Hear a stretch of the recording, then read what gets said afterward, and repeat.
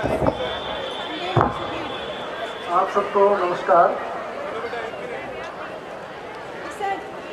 मेरे पास कोई शब्द नहीं है। तो अपने जिले को उन्नत बनाना चाहते हैं और शिक्षा से बड़ी कोई सेवा नहीं हो सकती, शिक्षा से बड़ी कोई देशभक्ति नहीं है, शिक्षा से बड़ी भारत माता की कोई जय नहीं बोल सकता।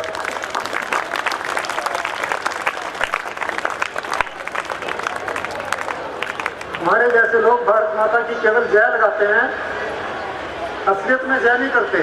ये असलियत में जय कर रहे हैं, क्योंकि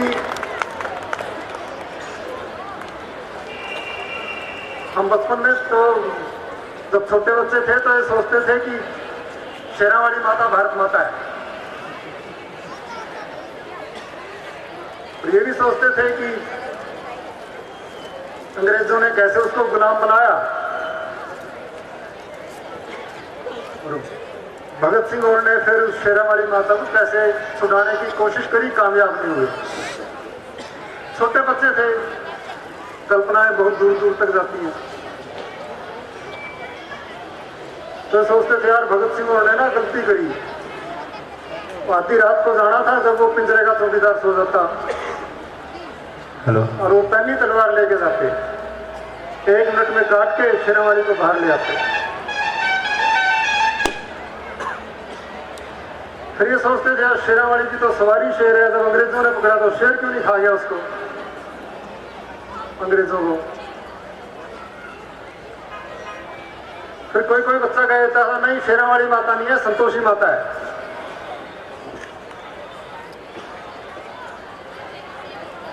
बाद में बड़े होके पता चला ऐसे ही स्कूल में कि भारत माता ना संतोषी माता है ना शेरावाली माता है, इस देश के लोग असली भारत माता हैं। और भारत माता की जय बोलने का मतलब इस देश के लोगों की जय बोलना है, देश के लोगों की सेवा करना है। तो रामस्वरूप आर्य जी ने वो जय के नारे ना लगा के असलियत में करके दिखाया है।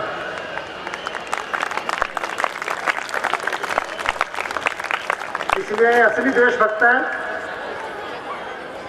और मैं गांव वालों को कहता हूं कि आप लोग बड़े खुशकिस्मत हैं कि आपके गांव में ऐसे देशभक्त पैदा हुए हैं।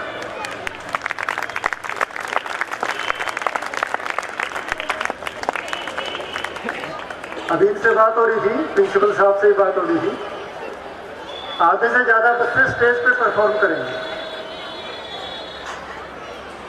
ये बहुत बड़ी बात है। जब ना अपना स्कूल का टाइम याद आ गया, स्कूल में मैं होशियार बच्चों में होता था, तो इस तरह से कहीं भाषण प्रतियोगिता होती थी तो हमें टीचर हटा देते थे। यहाँ पे बच्चों को फराटेदार अंग्रेजी बोलते हुए, मुझे अंग्रेजी बोलनी कम आती है, कोशिश करके समझ लेता हूँ, पर इनको अंग्रेजी बोलते हुए देख के खुद का भी बचपन याद आया। तो एक भाषण देने के लिए डीएवी स्कूल चंडीगढ़ में चले गए नरवाना से, और जब मैं भाषण देने लगा तो 4 लाइनें बोल के भूल गया, और ऐसा भूला कि याद नहीं आया दोबारा।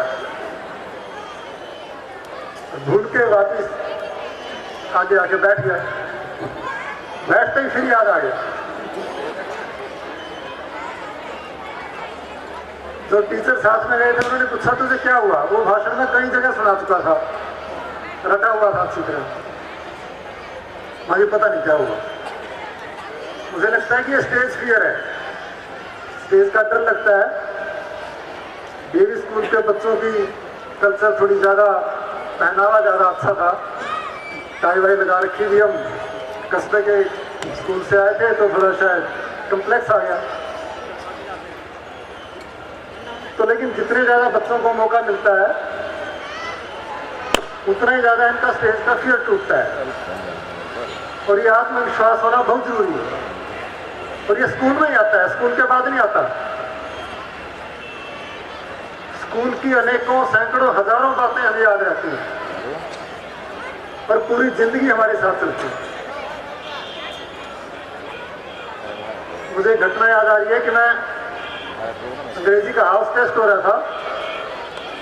मैंने 1981 में 10वीं की थी, 40 साल हो गए, लेकिन वो शायद 7वीं 8वीं क्लास की बात है।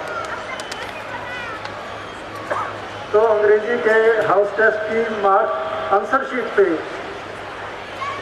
मैंने ऊपर लिख दिया पेपर शुरू करने से पहले, जय बजरंगबली। उसके बाद पेपर कर दिया। पेपर जब चेक होके आया, मेरे 98 नंबर थे 100 में से, मुझे आज भी याद है। लेकिन जो टीचर थे हमारे, उन्होंने 98 - 5 बराबर है 93। मैंने टोटल किया, दोबारा 98 बनता था। 98 में मैं पहले नंबर पे था, 93 पे 5वें नंबर पे था। थोड़ा गुस्सा भी आया, दुख हुआ। दोबारा टोटल किया, फिर टीचर के पास गया। मैंने कहा जी मेरे तो 98 नंबर है, आपने 93 कर दिए। बोले तेरे नंबर तो 98 है, 5 मैंने काट लिए। अभी किस बात के? बोले 5 नंबर कटवाए बजरंगबली ने।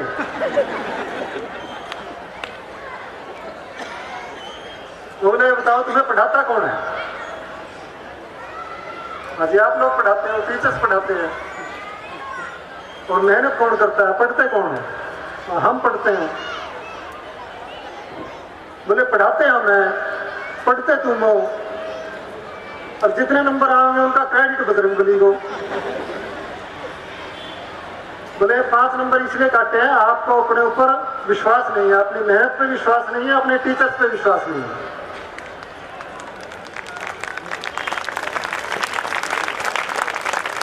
आपको विश्वास है बजरंगबली पे, और आपको ये लगता है जितने नंबर आते हैं बजरंगबली दिलाता है। तो ये बात मुझे आज भी याद है। उसके बाद मैं आईएएस की तैयारी कर रहा था। आईएएस में पहले प्रीलिम्स होता है, फिर मेंस होता है, फिर इंटरव्यू होता है। मैंने 2 बार इंटरव्यू दे लिया, मेरी सिलेक्शन नहीं हुई। उसके बाद भी कर रहा था तैयारी, तो मेरी माँ गुरुजी के पास गई। बोली बेटा सारा दिन किताबों में पढ़ा रहता है, डीसी बन नहीं रहा। तो गुरुजी बोले कि पढ़ाई तो करता रहेगा, साथ में थोड़ा बसंती माता की पूजा कर ले। मेरी माँ ने आके कहा, जब माँ ने कहा कि बसंती माता की पूजा कर ले, फिर मुझे बजरंगबली जी याद आई। फिर मुझे अपने टीचर याद आए, जिन्होंने कहा था कि पढ़ाते हम हैं, पढ़ते तुम हो, और क्रेडिट सारा बजरंगबली को। मैंने कहा माँ पूजा करने से यदि आईएएस बनेंगे तो अपना नंबर नहीं पड़ता, फिर तो सारे पुजारियों के बच्चे बनेंगे। तो मैं कह रहा हूं कि स्कूल टाइम में जो टीचर्स हमें कहते हैं बात, और स्कूल में जो हमारे विचार बनते हैं, तो सारी जिंदगी हमारे साथ चलते हैं। यहाँ पे मैं देख रहा हूँ कि काफी बड़ी संख्या में महिलाएं ज्यादा है, आदमी कम है। मुझे नहीं पता मैं इसका क्या निष्कर्ष निकालूं।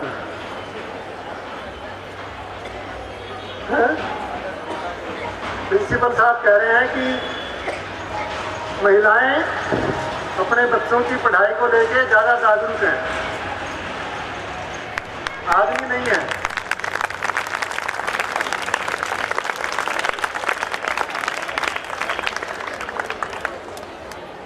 क्योंकि गांव का स्कूल है, इसलिए मैं ये बात खास तौर से कह रहा हूं लड़कियों को और उनकी माताओं को। यदि ये माताएं नहीं चाहती कि इनकी लड़कियों को इनकी तरह दुख भोगने पड़े, इनकी तरह घर में दबके रहना पड़े, तो पढ़ाई ही एकमात्र रास्ता है। पढ़ाई ही इनको आगे ले जा सकती है।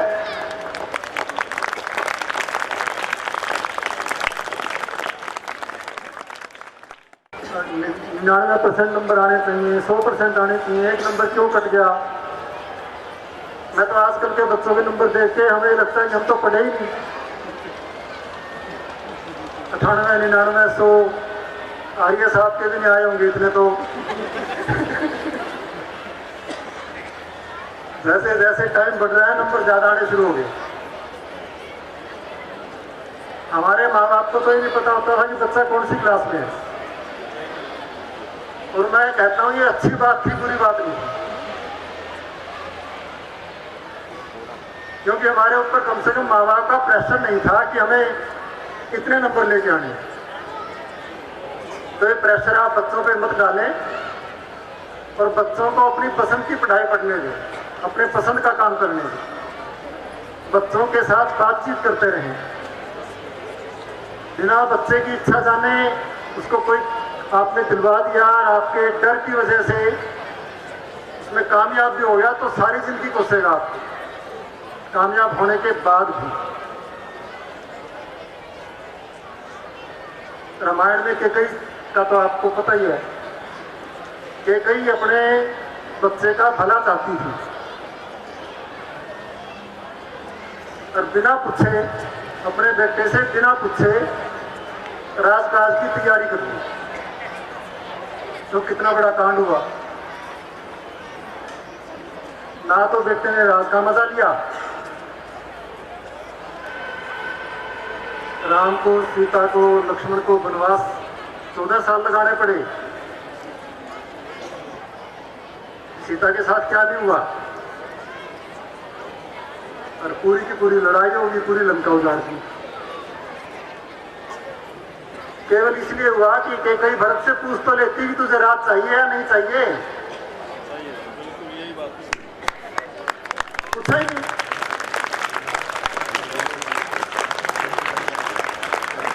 तो हम भी अपने बच्चों के साथ बातचीत करें, संभाषण भी ले लिया, लेकिन घर पे किसी परेशानी की वजह से मुझे वापस आना पड़ा और मुझे लगता है कि अच्छा हो गया मैं वापस आ गया।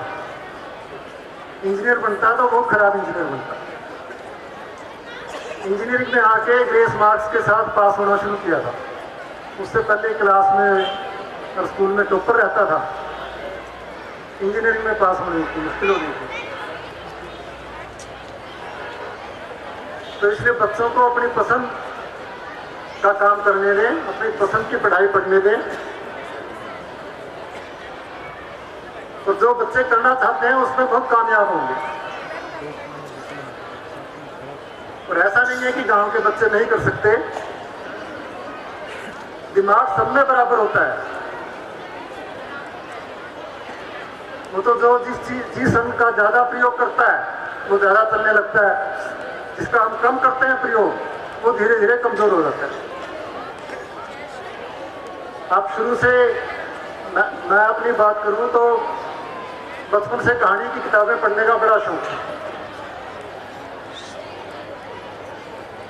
तो कहानियों की किताबें पढ़ता रहा, पढ़ने का शौक हो गया। शौक हो गया तो मुझे लगता है दिमाग ज्यादा चलने लग गया।